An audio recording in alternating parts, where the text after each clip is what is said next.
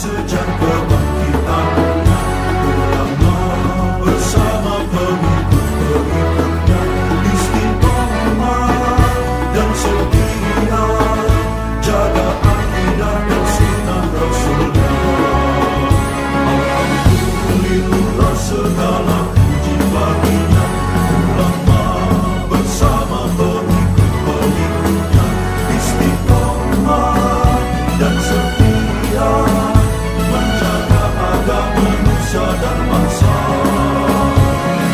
Mari kuatkan niat kita, kita bulatkan tekad kita, terus lanjutkan amal kita, mengembangkan hikmah kita. Assalamualaikum warahmatullahi wabarakatuh.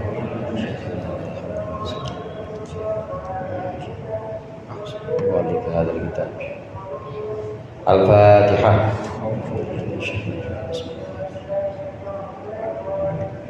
Iya.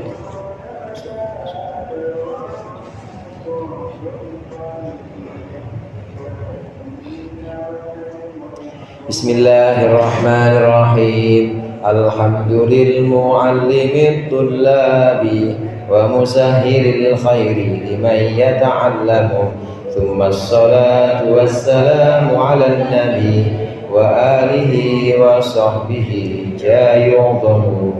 Ya Rabbana kaffir 'anna dhunubana wa walidina wa liman huwa muslimu. Nad'uka Allahumma 'ilman nafi'an min yawmina ilal hisabi yaqumu. Amin amin amin wa ya fattahu. Amin amin amin wa ya alimu. Alhamdulillah, alhamdulillahil awwalil akhir, al-batinil zahir. Allahumma salli wa sallim ala sayyidina Muhammadin at-tahiril fakhir wa ala alihi wa ashabihi dhawil ula wal mafakhir. Amma ba'd, fa inna ahsanal hadits kitabullah wa khairal hadi hadi Muhammadin Rasulillah sallallahu alaihi wasallam wa syarrul umuri muhdatsatuha wa kullu muhdatsatin bid'ah wa kullu bid'atin dhalalah wa kullu dhalalatin finnar. Segenap jamaah Majelis Taklim Masjid Al-Abrar, para orang tua, para ustaz, para hujjah, seluruh hadirin yang dimuliakan oleh Allah. Alhamdulillah malam hari ini kita berkumpul kembali melanjutkan pengajian kita, yakni kitab Tafsir Jalalain. Pembahasan kita kemarin terakhir sudah sampai ayat ke-56 Surah Yasin. Surah Yasin terutama bagian-bagian akhir ini menunjukkan tanda kekuasaan Allah, tanda kekuasaan Allah terhadap seluruh makhluknya. Allah yang menciptakan makhluk-makhluknya. Allah menciptakan antara lain kemarin disebutkan hewan-hewan ternak, dan itu bisa dimanfaatkan untuk manusia. Kita yang manfaatkan itu, hewan-hewan ternak. Kemudian juga ditegaskan, tidakkah bersyukur, tidakkah manusia bersyukur dengan berbagai macam nikmat yang sudah Allah berikan kepada mereka. Ditegaskan lagi di sini bahwasannya orang-orang kafir itu orang-orang yang menyembah selain Allah, orang-orang yang menjadikan selain Allah sebagai Tuhan. Ini berarti mengingkari nikmat-nikmat yang sesungguhnya Allah berikan kepada mereka. Berhala-berhala yang mereka sembah, patung-patung itu nggak ada yang ikut urunan, nggak ada yang ikut patungan bikin langit, nggak ada yang ikut patungan bikin hewan ternak, nggak ada. Kenapa mereka justru memberatkan? Kenapa mereka justru menyembah selain Allah? Padahal mereka berhala-berhala itu tidak akan bisa menolong mereka. Meskipun demikian hadirin, meskipun sampaikan bukti-bukti nyata bahwa selamanya patung ya patung, selamanya batu ya batu, nggak akan bisa jadi Tuhan. Tapi mereka orang-orang kafir saat itu, orang kafir Mekah tetap menyatakan lasta mursala. Lasta mursala itu artinya ente mah bukan nabi man, gitu. Ente mah bukan nabi, mana ada nabi kayak ente. Nabi mah orang kaya, masa nabi pengikutnya orang miskin semua. Nabi pengikutnya nggak ada yang ini, nggak ada yang semenggah. Bukan nabi ente. digituin Nabi Muhammad sama orang-orang kafir. Oleh karenanya di ayat yang terakhir kemarin kita baca ayat 76, fala yahzunka qauluhum inna na'lamu ma yusirruna wa ma yu'linun.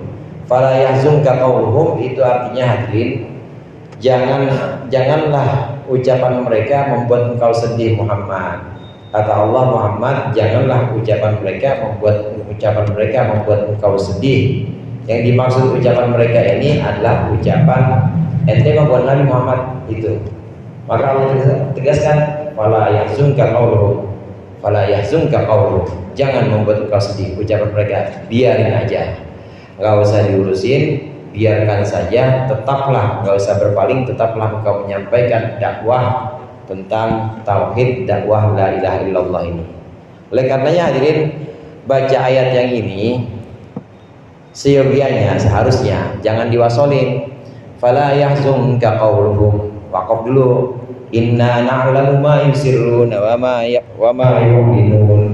Itu kalau kita wasolin, kalau kita teruskan, janganlah ucapannya mereka membuat engkau sedih wahai Muhammad. Ucapannya yaitu inna na'lamu ma yusirruna wa ma yu'linun, seolah-olah begitu. Janganlah engkau sedih dengan ucapan mereka, yaitu ucapan sesungguhnya kami mengetahui apa yang mereka sembunyikan dan apa yang mereka terangkan, apa yang mereka munculkan. Seolah-olah inna na'lamu ma yusirruna wa ma yu'linun ini adalah ucapan orang-orang kafir. Oleh karena itu waqaf di sini harusnya fala yahzunka qauluhum, waqaf dulu, inna na'lamu ma yusirruna wa ma yu'linun. Jadi seyogianya memang waqaf dulu supaya ada kepastian bahwa yang dimaksud di sini janganlah ucapan mereka membuat engkau sedih. Maka titik, kata Allah, inna na'lamu ma yusirruna wa ma yu'linun, sesungguhnya kami mengetahui apa yang mereka, sesungguhnya kami, kata Allah, mengetahui apa yang mereka sembunyikan dan apa yang mereka munculkan. Artinya ini adalah hiburan untuk Nabi Muhammad. Ini adalah sebuah hiburan atau tasliyah dari Nabi Muhammad. Jangan khawatir Muhammad, jangan engkau sedih dengan ucapan mereka. Kata Allah, sesungguhnya kami mengetahui apa yang mereka sembunyikan, apa yang mereka munculkan, itu kami ketahui dan kami akan balas nanti ucapan mereka. Mau yang kedengaran atau mau yang cuma bisik-bisik, ucapan yang kelihatan nyata-nyata terdengar atau yang cuma dalam hati, itu kami akan balas, kata Allah. Inna na'lamu ma yusirruna wa ma yu'linun. Itu ucapan Allah, inna na'lamu. Ucapan orang kafir yang mana? Enggak ada di sini. Ucapan orang kafir tidak ada. Oleh karenanya waqaflah di sini, fala yahzunka qauluhum inna na'lamu ma yusirruna wa ma yu'linun. Ini ayat terakhir kemarin, ayat 76 pada pertemuan 2 minggu yang lalu. Nah, berikut ini kita lanjutkan ke ayat 77. Qala Allah Ta'ala wa huwa asdaqul qailin. Awalam yaral insanu anna khalaqnahu min nutfatin fa idza huwa khasimun mubin. Wa daraba lana mathalan wa nasiya khalqah. Qala man yuhyil 'idhama wa hiya ramim. Awalam yaral insanu, tidakkah orang itu mengetahui? Ya'lamu, tidakkah orang itu meyakini atau mengetahui? Orang yang dimaksud adalah Al-Asi bin Wa'il, yaitu Al-Asi bin Wa'il. Tidakkah mereka mengetahui, tidakkah orang itu mengetahui anna khalaqnahu min nutfatin, sesungguhnya kami telah menciptakan dia dari nutfah. Maksudnya nutfah min maniyyin, dari mani, ila an sayyarnahu syadidan qawiyan, hingga kami jadikan dia, orang itu, kuat. Kami jadikan kuat dan gagah. Fa'idha huwa khasimun mubin, fa'idha maka tiba-tiba huwa khasimun mubin, orang itu menjadi musuh, khasimun, menjadi khasimun syadudul khusumah, yaitu yang sangat bermusuhan lana pada kami. Mubinun yang nyata, bayyinuha maksudnya bayyinul khusumah, yang permusuhannya jelasnya nyata, fi nafil bahni, dalam menafikan atau dalam menolak kebangkitan. Wa daraba lana, wa daraba, dan menjadikan atau membuat orang itu membuat lana bagi kami, kepada kami, masalan satu contoh, fi dzalika, dalam hal demikian, wa nasiya khalqahu, dan dia orang itu lupa penciptaannya, minal maniyyi, yaitu dari mani, wa huwa aghrabu min mislihi, wa huwa, dan mani itu aghrabu min mislihi, itu lebih asing min mislihi, dari semisal mani. Qala, berkata al insan, orang yang dimaksud ini berkata, man yuhyil idhama wa hiya ramim, siapa yang bisa menghidupkan tulang belulang wa hiya ramim, sedangkan dia sudah melapuh, sudah lapuk, sudah membusuk. Aibaliyatun, maksudnya sudah lapuk, sudah hancur. Walam yakul bitai, dan tidak mengucapkan Allah bitai dengan tak, romimah, enggak romimah tapi romim, li'annahu ismun la sifatun, karena kata romim itu isim bukan sifat. Kalau sifat romim, romimah, kayak jamil, jamilah misalnya, ba'id, ba'idah, tapi ini bukan sifat. Romim ini isim.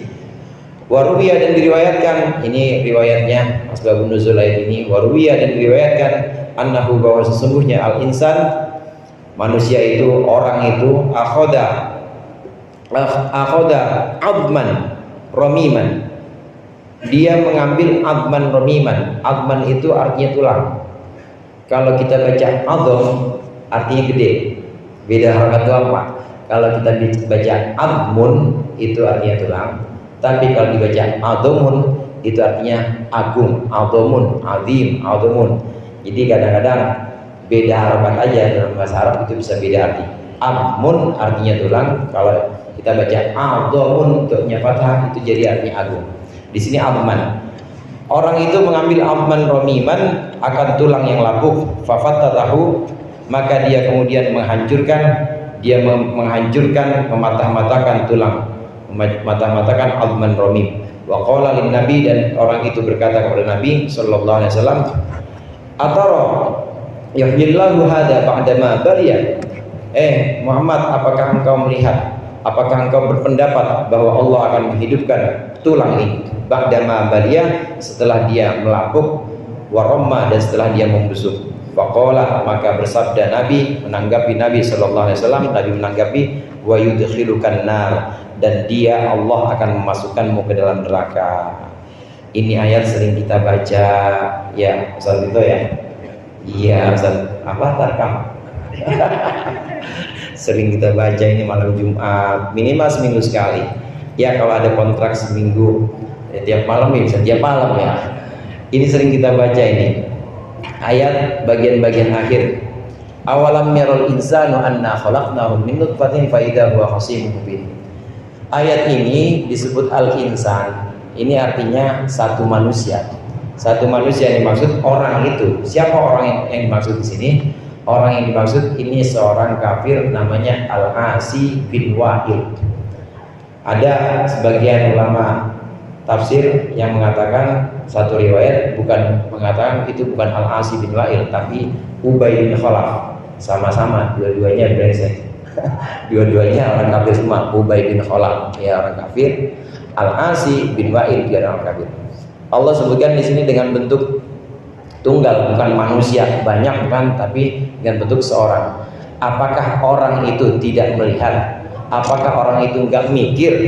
Apakah orang itu tidak mikir dan tidak melihat bahwa sesungguhnya kami telah jadikan dia dari nutfah, dari mani yang tidak berharga, dari mani yang gak bisa apa-apa, kemudian jadi gagah kayak begitu, jadi bisa nantang Nabi Muhammad, bahkan bukan cuma nantang Nabi Muhammad, nantang Allah sekalian. Apa dia gak melihat? Kata Allah, apa dia gak melihat dan dia gak mikir? Dulu itu dia bukan apa-apa, kata Allah. Dulu itu dia adalah mani. Mani itu adalah seremeh-remehnya barang. Emang mani dari kapan Pak? Dari makanan. Dari makanan mani. Emang ada mani yang dari langit gitu? Di-download, tahu download Pak? Di-download nggak ada, semuanya dari makanan. Makanan dari mana? Dari tanah. Lah tanah tempatnya apa? Ya tempatnya kotor. Orang kalau buang apa-apa larinya ke tanah semua. Semuanya dari makanan. Makanan siapa? Makanannya orang tua, makanan bapak sama ibunya. Jadilah itu yang namanya nutfah, makanan bapaknya. Ya bapaknya kadang makan pete, ya maninya dari pete. makannya kadang-kadang makan jengkol ya dari jengkol, atau dari ada juga sih yang rada kerenan dikit makan kebab ya. Apa makan keju ya dari situ maninya, dari makanan. Benda mati semua itu saudara, itu benda mati semua, dari tanah semua diambil dari tempat yang paling rendah. Kemudian dengan kekuasaan Allah ini, Allah jadikan saripati yang namanya mani atau nutfah ini benar-benar menjadi bakalnya bayi nanti ini. Tapi meskipun sudah jadi saripati, itu kalau keluar bukan di rahim, taruh aja di gelas aqua gitu, tetap mati juga nanti dia. Kalau bukan di tempatnya, ditaruh di tempat bukan di rahim, diamin aja beberapa jam ya mati, udah nggak ada potensi buat jadi manusia lagi. Yang demikian lemah bukan hanya orang itu, kita juga yang demikian lemah, dari mani, dari nutfah, kemudian Allah masukkan ke dalam rahim, dijaga sama malaikat-malaikatnya Allah. Yang jaga itu bukan bapaknya, bukan ibunya. Kalau udah sampai rahim mah udah ada malaikat khusus yang merawat itu. Dibikin dari 40 hari pertama, 40 hari pertama jadi segumpal darah, 40 hari pertama berubah lagi sampai 40 hari ketiga 120 hari, atau orang-orang bilang kadang-kadang 4 bulan itu mulai Allah tiupkan ruh, udah berbentuk itu manusia. Mak bapaknya ngapain? Diem aja. Mak bapaknya mah nggak ngapa-ngapain ya, kadang-kadang tengokin juga bapaknya ya. Kagak ngapa-ngapain bapaknya, Mayu nggak ngapa-ngapain. Itu yang ngatur siapa? Allah. Malaikat-malaikatnya yang suruh jaga, dijaga sama malaikat-malaikatnya Allah yang demikian lemah di tempat yang benar-benar steril atau tempat yang benar-benar itu tidak bisa diganggu apapun, namanya rahim. Jadi udah bayi dirawat lagi dengan cara Allah kasih, Allah kirimkan orang tuanya Allah berikan rasa sayang sama dia, sama anak ini. Gede jadi remaja, dewasa, kemudian mulai gagah dan mulai bisa punya pengaruh, kadang-kadang bisa mempengaruhi orang lain. Yang begini kemudian nantang Nabi Muhammad, nantang Allah. Itu orang itu nggak mikir apa, orang itu nggak ngelihat apa, dulu itu dari mani yang bukan apa-apa dan nggak berharga apa-apa, itu dari makanan itu dari tanah, nggak berharga apa-apa, tapi kami jadikan kemudian gagah, bisa berdiri sendiri atau bisa berpengaruh. Tiba-tiba musuhin kami, kata Allah, musuhin kami. Ini Al-Asi bin Wa'il, atau satu riwayat mengatakan Ubay bin Khalaf. Emang kenapa Ubay bin Khalaf atau Al-Asi bin Wa'il? Dia datang kepada Rasulullah hadirin. Dia datang kepada Rasulullah bawa tulang udah lama, tulang udah lapuk sama dia bilang sama Nabi Muhammad, kata ente Allah bisa ngidupin yang model kayak begini nih, patahin, dibuang sama dia, dibuang tulang. Nih kata ente Allah bisa ngidupin yang kayak begini, gimana bisa tulang yang kayak begini bisa hidup lagi? Kata si Al-Asi bin Wa'il ini, gimana bisa yang kayak begini dihidupin lagi sama Allah, sama Tuhan? Mati aja, kata dia itu. Ya, kata Al-Asi bin Wa'il, Nabi Muhammad jawab, wa yudkhilkan nar, dan Allah akan masukkan kau neraka. Tidakkah orang ini berpikir bahwa sesungguhnya Allah menjadikan dia dulu itu dari hal yang sangat remeh dan tak berharga apa-apa, kemudian udah jadi gagah, gagahnya itu buat nantang Allah. Padahal Allah sudah bilang, Allah sudah sampaikan bahwa Allah Maha Kuasa dan yang namanya kehidupan, kebangkitan nanti itu sangat mudah untuk Allah. Emang mereka nggak mikir bagaimana Allah menghidupkan sesuatu yang hidup ini Allah keluarkan dari yang mati. Mani itu kan benda mati kan, dari makanan juga lah, makanan benda mati semua, nggak ada yang makan lele hidup kan, nggak ada, pasti udah mati duluan, udah mati. Tapi Allah keluarkan yang mati dari Allah keluarkan yang hidup dari yang mati, dari makanan Allah keluarkan itu, yaitu berupa saripatinya, berupa saripati yang kemudian jadi mani, kemudian Allah keluarkan dari situ hidup. Yang hidup keluar dari yang mati. Yang hidup Allah keluarkan dari mati. Bukankah ini bukti, tanda yang kuat bahwa Allah sangat mampu, Allah sangat bisa untuk menyelaksanakan, untuk menjalankan, untuk mengadakan satu hari yang namanya hari kebangkitan. Gampang banget kalau Allah mau, itu sangat mudah. Tidak ada yang sulit, tidak ada yang sulit bagi Allah, itu sangat mudah. Sebagaimana Allah bisa menjadikan manusia-manusia yang gagah-gagah itu dari mani yang sebenarnya remeh, yang sebenarnya itu tidak bisa apa-apa. Jamaah rahimakumullah, al-insan di sini, awalam yarul insanu, ini seseorang, tidakkah seseorang itu melihat dan berpikir, meskipun ini yang dimaksud adalah satu orang, Ubay bin Khalaf atau Al-Asi bin Wa'il, tetap disebutkan bahwa al-ibrah bi umumil lafaz la bi khususis sabab. Pelajaran, teguran, pesan itu bukan karena khususnya sebab, tapi pelajaran, pesan atau teguran itu diambil dengan umumnya lafaz atau dengan lafaz yang umum. Lafaz yang umum yang dimaksud di sini Allah sebutkan nggak pakai nama Al-Asi bin Wa'il, nggak pakai nama Ubay bin Khalaf, tapi Allah sebutkan dengan lafaz yang umum, yaitu orang itu. Apakah orang itu nggak mikir dan nggak melihat bahwa dia kami jadikan dari sesuatu yang remeh? Ini artinya teguran, begitu juga pesan, ini bisa juga untuk semua orang dan juga untuk kita. Jangan kita seperti Al-Asi bin Wa'il yang merasa sombong, yang merasa gagah dan terus menentang Allah, menentang perintah-perintah. Yang dimaksud dengan menentang Allah ini, menentang perintah-perintah Allah, disuruh sholat, oh enggak, seminggu sekali aja bang, Jumat katanya. Disuruh puasa juga susah banget, padahal puasa cuma setahun sekali doang. Itu namanya menentang perintah Allah. Padahal Allah sudah menjadikan kita dari sesuatu yang remeh, yang sangat lemah, kemudian dijadikan kita gagah. Tapi kok kegagahan itu, gagahnya dan kuatnya kita, kok itu tidak dipakai untuk mengabdi dan ibadah kepada Allah, tapi justru dipakai untuk menentang Allah. Teguran ini atau pesan ini, meskipun asbabun nuzulnya khusus untuk Al-Asi bin Wa'il, tetap pesan ini adalah untuk umum, untuk siapapun, supaya semuanya, kita dan seluruh manusia bisa melihat bahwa segagah apapun orang, sekuat apapun dia asalnya dari mani, keluar dari 2 kali dari lubang kencing, Pak. Ya, 2 kali keluar dari lubang kencing, 2 kali keluar dari lubang kencing. Jadi jangan merasa mulia, semuanya itu seperti itu.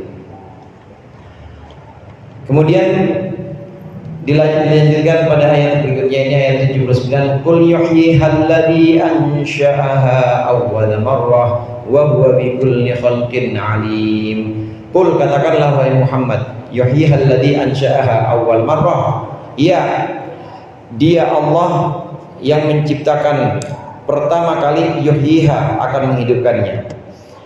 Katakanlah bahwa akan menghidupkan tulang-tulang ini zat yang pertama kali menciptakannya. Wa huwa bikulli khalqin, dan dia zat yang dimaksud adalah Allah, bikulli khalqin, terhadap segala makhluk itu alimun, maha mengetahui, mujmalan wa mufassalan, baik secara global maupun secara rinci. Qabla khalqihi, sebelum diciptakannya makhluk, wa ba'da khalqihi, dan setelah diciptakannya makhluk.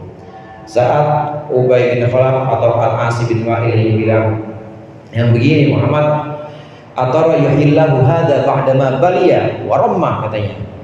Muhammad, emang kata ente Allah bisa ngidupin yang model kayak begini, dipatahin, lemparin oleh Muhammad. Kata ente Allah bisa ngidupin yang model begini nih, yang udah lapuk, yang udah hancur. Kata Nabi Muhammad, Allah akan masukkan ke neraka. Kemudian turun ayat ini, katakan Muhammad, akan katakan Muhammad, nanti tulang-tulang itu akan dihidupkan oleh zat yang menciptakannya pertama kali. Zat yang menciptakannya pertama kali, zat yang maha kuasa dan yang maha mengetahui terhadap segala makhluknya. Qul yuhyihal ladzi ansha'aha awwala marrah. Orang Allah buat dari nggak ada aja bisa, apalagi buat dari yang ada. Kita bikin rumah itu kan susahan dari nggak ada timbang dari ada. Kalau dari ada ya tinggal renov aja dikit-dikit, tanahnya udah tanah kita, udah SHM, udah tinggal dikit-dikit dipoles, atau taruhlah bangunannya udah hancur banget, tetap aja lebih mudah ketimbang belum punya tanah sama sekali. Tanahnya belum punya, ya belum beli bahan bangunannya, tetap lebih mudah dari sesuatu yang udah ada. Nah, Allah menciptakan dari sesuatu yang asalnya tidak ada itu bisa, apalagi udah ada bekas-bekasnya, apalagi memang sudah tinggal dibangkitkan saja.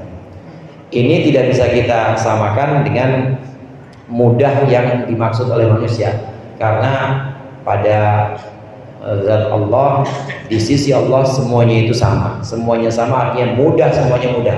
Bukan berarti membangkitkan itu lebih mudah dibanding membuat pertama kali. Allah itu agak sulit, enggak, tetap semuanya gampang buat Allah. Allah maha mengetahui makhluknya baik secara global, umum maupun secara tafsil. Ini untuk menegaskan bahwa Allah mengetahui secara detail makhluk-makhluknya. Bukan cuma tahu kalau kita lagi hadir di masjid ini, Pak, tapi Allah tahu juga kita berangkat tadi lewat mana, terus kaki kita itu yang tadi pertama kali melangkah dari rumah itu kaki apa tuh Allah tahu. Tadi dari rumah kaki apa dulu? Lupa ya. Lupa, yang punya kaki aja lupa. Allah tahu kita berangkat tadi kaki apa dulu, kemudian lewat mana. Bukan cuma itu, bahkan Allah tahu yang lebih halus dan lebih rinci lagi. Motif atau niat kita datang ke masjid, niat kita nyumbang, niat kita ngasih mukena, niat kita ngasih sumbangan, semua Allah tahu motifnya apa. Secara rinci maupun secara umum Allah tahu. Yang kelihatan zahir itu Allah tahu, begitu juga yang tafsil atau yang rinci sampai dalaman-dalaman dari makhluk itu Allah tahu semuanya. Sebelum dan sesudah diciptakannya. Sebelum Allah ciptakan Allah tahu, sesudah diciptakan Allah juga tahu. Tidak ada yang sama bagi Allah.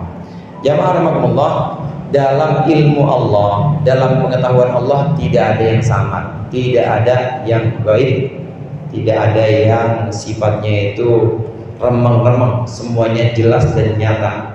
Di sisi Allah tidak ada satupun yang sama. Karenanya ada satu cerita begini.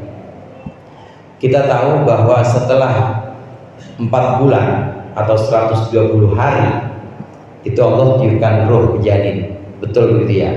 Ini menurut Rasulullah, sabda Rasulullah, ini hadis. Allah tiupkan ruh dalam janin dan kemudian Allah tetapkan untuk bayi itu. Ada malaikat yang mencatatkannya, Allah tetapkan untuk bayi itu, yaitu Allah tetapkan umurnya, terus rizkinya, dan celaka atau selamatnya dia. Syaqiyun aw sa'idun, apakah dia termasuk orang yang celaka atau dia termasuk orang yang selamat. Ini Allah tetapkan di situ. Nah, yang mengetahui ketetapan sesungguhnya, yang mengetahui ketetapan sesungguhnya dan tidak akan berubah, itu adalah yang ada pada ilmunya Allah, yang ada pada pengetahuannya Allah. Allah mengetahui bahwa makhluk ini, seseorang misalnya, dia akan masuk neraka itu sejak sebelum Allah diciptakan. Sebelum Allah menciptakannya udah tahu ini yang model begini mah bangsa masuk neraka. Dan Allah tahu sebelum diciptakan makhluk itu, dalam ilmunya Allah itu Allah tahu yang model begini nih, kayak orang-orang muda gue dalam masuk surga nih modelnya. Amin nggak Pak? Masuk surga modelnya. Allah tahu. Nah yang demikian ini dalam ilmu Allah. Kadang yang dalam ilmunya Allah itu kadang enggak semuanya dicatat oleh malaikat. Jadi malaikat itu tahu, malaikat itu punya catatan, cuma catatannya itu ya tetap tidak seperti yang ada di ilmunya Allah. Hanya berupa perintah-perintah, nih umurnya segini, ini 2 hari lagi. Ini umurnya segini, seminggu lagi nih siap-siap. Tahunya begitu aja, surat perintah aja. Tapi secara rinci nggak tahu. Yang secara rinci yang tahu cuma Allah. Karenanya ada satu cerita, ada satu murid Nabi Daud. Murid Nabi Daud biasa disewani malaikat. Dan malaikat maut itu biasa sowan kepada para nabi, silaturahim pada para nabi, ngobrol-ngobrol. Biasanya para nabi begitu malaikat maut datang nanya, kata Zuhru, kamu mau sowan aku mau nyambut nih, gitu biasanya nabi. Ente mau sowan, mau ngobrol-ngobrol aja atau mau nyambut nyawa? Enggak, mau sowan aja, mau ngobrol aja. Satu waktu Nabi Daud didatangi malaikat maut. Ya silaturahim biasa, kemudian kabarkan, ini pemuda ini Daud, di catatan saya tinggal 3 hari lagi. Tinggal 3 hari lagi. Oh begitu ya? Iya. Udah selesai pertemuan berdua Nabi Daud dengan malaikat maut. Kemudian hari kedua, hari ketiga Nabi Daud perhatiin, habis tadi. Ini orang ini, muridku ini atau orang yang dekat denganku ini bentar lagi akan dicabut nyawanya. Ngebatin Nabi Daud, ngebatin. Lewat 1 hari Pak. Udah hari ketiga lewat, lah nggak jadi meninggal. Hari keempat nggak jadi meninggal juga. Terus sampai tahunan, setahun 2 tahun nggak jadi meninggal. Nah setelah kejadian itu beberapa tahun kemudian, setelah kejadian itu malaikat maut sowan lagi, silaturahim lagi kepada Nabi Daud. Kemudian tanya, ya malakal maut, itu kenapa? Itu anak muda itu nggak jadi mati. Katanya catatannya tinggal 3 hari lagi, ngapa nggak jadi mati? Begini Daud, di hari ketiga ketika saya akan menjalankan perintah, Allah panggil saya. Allah bilang kepada saya, kata malaikat maut, Allah bilang kepadaku, pemuda ini barusan keluar rumah dan dia sedekah kepada seorang miskin, seorang fakir. Dan orang fakir ini doa, mudah-mudahan berkah umur ya, mudah-mudahan panjang umur. Dia sedekah 20 dirham. Kata Allah, maka aku jadikan setiap dirham tambahan 1 tahun. Jadi kalau sedekah 20 dirham, 1 dirham itu 1 tahun, berarti umurnya tambah berapa tahun? 20 tahun. Itu yang tadi saya sampaikan, bahwa dalam catatan malaikat itu ada yang bisa dibilang ada yang tidak komplit, dan yang komplit itu adanya di mana? Hanya ada pada Allah, ilmunya Allah. Kejadian ini sering kejadian bahwa rizki, silaturahim, rizki itu bisa memanjangkan umur dan benar-benar memanjangkan umur. Panjang umur itu bisa berarti diberikan keberkahan, umurnya 50, tapi manfaatnya banyak banget untuk orang sampai dia meninggal, orang-orang masih terus baca kitabnya, sampai dia meninggal orang-orang masih terus baca tulisannya. Namanya ilmunya barokah, umurnya barokah. Yang dimaksud dengan panjang umur bisa seperti itu. Sudah meninggal tapi orang masih sebut namanya, itu namanya panjang umur. Atau bisa juga panjang umur, benar-benar panjang umur. Kenapa demikian? Allah panjangkan dengan sedekah, Allah panjangkan dengan silaturahim, dan itu benar-benar tambah panjangnya. Dan ini terjadi banyak pada orang-orang yang sedekah karena didoakan oleh orang miskin, didoakan oleh orang fakir, ditambahkan umurnya dan benar-benar tambahkan umurnya.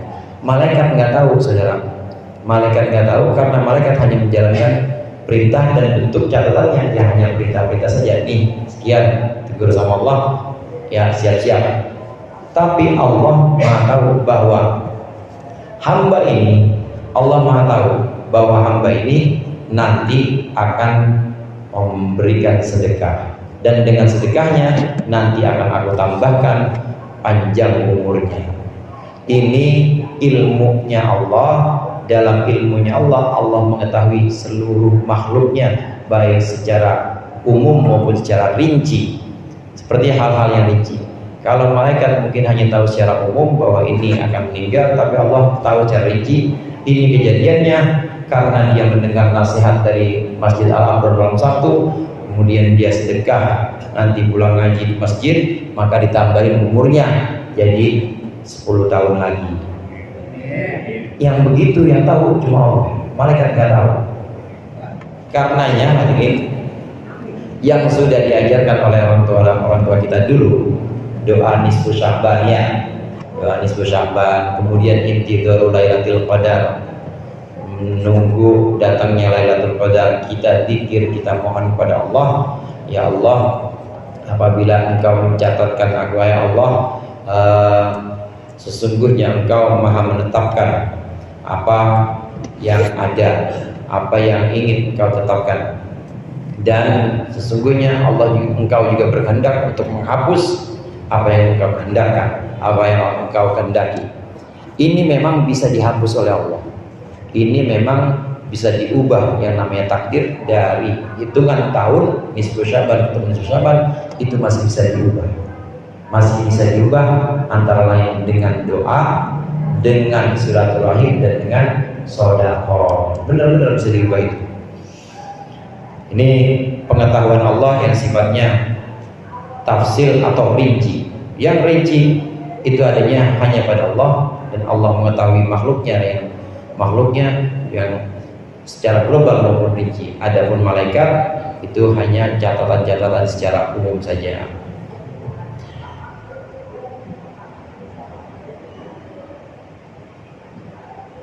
Alladzi ja'ala lakum minasy syajaril akhdari naran fa idza antum minhu tuqidun. Alladzi ja'ala lakum, yang menjadikan bagi kalian fi jumlatin nas, seluruh manusia, minasy syajaril akhdari, dari pohon yang hijau, al-marahi seperti bambu, wal ifari dan kayu, ini semacam kayu dadap, orang Jawa bilang kayu dadap, au kulli syajarin, atau setiap kayu, illal unnaba, kecuali kayu unnab, ini juga jenis kayu. Allah ciptakan naron, api, fa idza antum minhu tuqidun, maka tiba-tiba kalian menghidupkannya atau memercikkannya. Taqdahuna, engkau menghidupkan apinya. Wa hadza dalilun 'alal qudrati 'alal ba'thi, ini adalah dalil bahwa Allah mampu untuk membangkitkan. Fa innahu jama'a fihi bainal ma'i wan nari wal khashab. Allah menggabungkan dalam kasus ini antara air, api dan kayu. Falal ma'u yudfi'un nara, maka air tidak bisa memadamkan api. Walan naru tuhrikul khashaba, dan api tidak bisa membakar kayu. Sifat yang kita tahu, Pak, sifat yang kita tahu, api kalau kena air mati nggak? Api kalau kena air mati nggak, Pak? Mati. Itu kan kita tahu secara ini aja, umum. Secara umum, secara mujmal, global, ya umumnya begitu. Tapi Allah tahu rincinya. Meskipun demikian, ada sifat-sifat api yang kita nggak tahu, Allah tahu. Begitu juga ada sifat-sifat air yang Allah tahu, kita nggak tahu. Umumnya nih Pak, umumnya api kalau kena kayu, itu kayu bakar nggak? Kebakar. Umumnya begitu. Tapi Allah mengetahui rincinya, tafsirnya. Ada sifat-sifat api yang memang kurang sehingga nggak bisa membakar kayu. Ada sifat-sifat kayu yang memang punya kelebihan sehingga nggak terbakar oleh api. Yang tahu rinci sifat-sifatnya itu hanya Allah. Ini paling mudah zaman dulu di sini dicontohkan, paling mudah saat kita membuat kayu dari api. Itu kayu kan asalnya pohon yang hidup, pasti ada kandungan airnya. Namanya pohon pasti ada airnya. Begitu juga ketika kita hidupkan api. Ini kok api walaupun nyala kita gosok begini biasanya zaman dulu ya. Gosok begini kan ya, begini. Kita gosok terus. Itu meskipun nyala, tapi kok nggak bakar. Sementara saat nyala itu, dalam beberapa waktu itu kayu nggak terbakar, nggak ada geseng-gesengnya, cuma buat ini aja, buat bikin percikan api aja. Dalam keadaan tertentu ada sesuatu yang kita nggak paham, Allah paham rinci atau secara detailnya. Nah, detail-detail ukuran inilah yang kemudian Allah sangat mengetahui, sehingga Allah bisa memadukan antara kayu yang asalnya ada kandungan airnya, kayu itu punya sifat basah karena namanya bekas pohon, tapi kok bisa gabung sama api. Api yang asalnya itu panas harusnya membakar kayu, tapi kok nggak membakar kayu. Tiga itu nyatu, saudara. Tiga itu nyatu dari api, antara api, kayu dengan air itu nyatu jadi satu kayu pemantik, yang kemudian dari situ ada kehidupan, atau dari situ ada peradaban. Orang-orang masak dari situ, memanaskan tungku dari situ, Allah padukan. Yang demikian ini adalah tanda kekuasaan Allah, bahwa Allah mampu untuk membangkitkan makhluknya nanti ketika yaumil qiyamah. Wallahu a'lam bishawab. Mudah-mudahan bermanfaat. Lebih kurangnya saya mohon maaf. Wallahul muwaffiq ila aqwamit thoriq. Wassalamualaikum warahmatullahi wabarakatuh.